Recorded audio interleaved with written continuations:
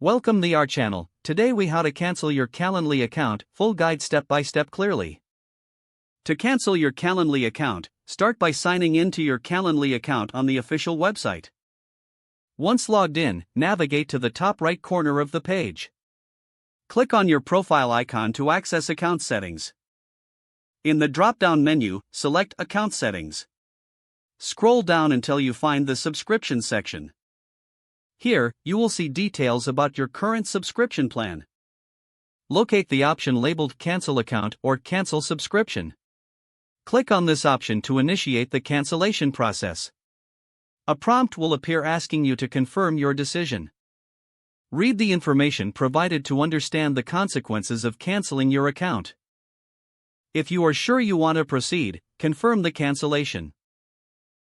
Once confirmed, you will receive a notification indicating that your account has been canceled successfully. Your account will remain active until the end of the billing period. After the billing period ends, your account will officially be deleted. Make sure to back up any important data or information before the cancellation takes effect. If you encounter any issues, you can reach out to Calendly's support team for assistance. If the page does not load, refresh the browser or try again in a private or incognito window. Make sure you are using the correct email address, then retype it carefully to avoid small typos. If your password is not accepted, use the reset option and create a new strong password you can remember. Check your spam folder for verification or security emails, then complete any requested confirmation steps. Enable two-factor authentication if available to improve account security and reduce unauthorized access risk.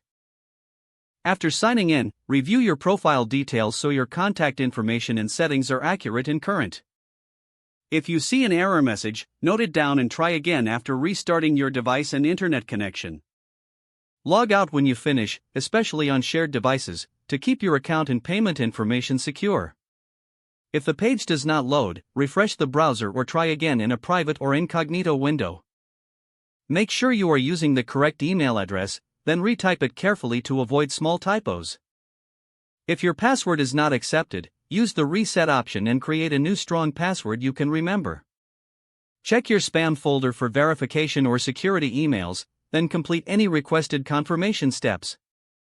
Enable two-factor authentication if available to improve account security and reduce unauthorized access risk.